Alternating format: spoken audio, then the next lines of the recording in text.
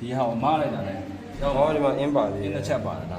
သေးသေးလေးဒါတော့ပလင်ကိုတော့ချိန်ချပါတယ်ဒါမှ6ချက်အားလုံး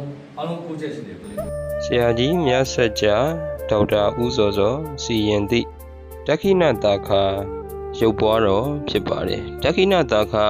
ရုပ်ပွားတော်တွေဟာဆိုရင်စီရင်ရလောက်ကန်ရတာမလွယ်ကူပါဘူးစီရင်သူဆရာ၏ကျွမ်းကျင်လိမ္မာမှုဗဟုသုလုံမည့်အတတ်ပညာရှင်၏ကျွမ်းကျင်လိမ္မာမှုစတဲ့အရာတွေနဲ့အတူလောကီပညာဆိုင်ရာအတတ်ပညာအသိပညာတွေနဲ့ပေါင်းဆက်ပြုလုပ်ရတာဖြစ်တာကြောင့်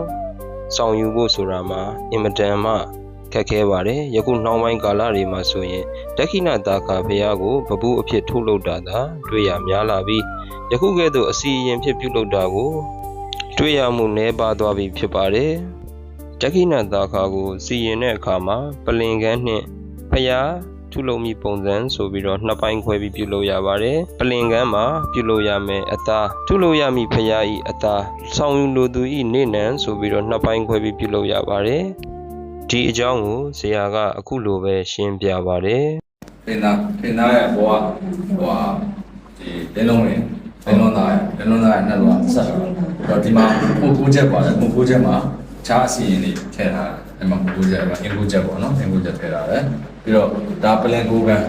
ပလင်9ခန်းစီရင်တယ်ပလင်9ခန်းစီရင်တော့ပြီးတော့ဒီနောက်မှာပါတယ်ဒီနောက်မှာအစီရင်တွေပါတယ်ဒါလေးတွေပါတယ်အဲ့ဆိုတော့စပါလေးပါတယ်အင်းမထဲတော့သူကဒီမှာပါတယ်ဒါမှာ9ချက်အားလုံး9ချက်ရှိတယ်ပလင်9ချက်ရှိဟော9ချက်ရှိတယ်အဲ့ဒီမှာဒီ9ချက်ထားချက်စီထဲသူတခုမှထည့်ရမယ်ဟာတခုမှထည့်ရမယ်လက်မောင်းမှထည့်ရမယ်လက်မောင်းမှထည့်ရမယ်ပြီးတော့ဒီမှာဒီရာလေးစပါလေး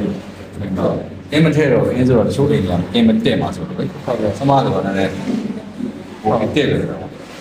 ဟောဒီမှာအသေးစိတ်လုပ်တာဒါလေးရိုက်ပြလိုက်အသေးစိတ်ကပလင်ကိုကသေးစိတ်ကြီးဒါကပလင်ကိုကဖိတ်ကြသည်သေချာတူတာပြီးတဲ့အခါကျတော့ဒီအောက်မှာဒီနှစ်ခုကိုဆက်ရတာဆိုတာနော်ဒါဆိုတော့သေချာမြင်အဲ့ဒါပြီးတဲ့အခါကျလို့ရှိရင်ဒီနှစ်ခုကိုဆက်တဲ့အခါကျတော့ဒီဟာကိုမားလိုက်တာလေဟောဒီမှာအင်းပါလေးတစ်ချက်ပါတယ်ဒါဒီအောက်မှာဒီလိုနှစ်ခုဆက်ပြီးတော့ဒီမှာအင်းတစ်ချက်ထည့်ထားတာသုံးသနဲ့ကွခုနှန်းကျိုးရင်းနဲ့ရေးဆွဲထားတဲ့အင်းတစ်ချက်ပါတယ်ဇာတ်တပ်ပါပေါ့မိသားစုပို့ပဲလေ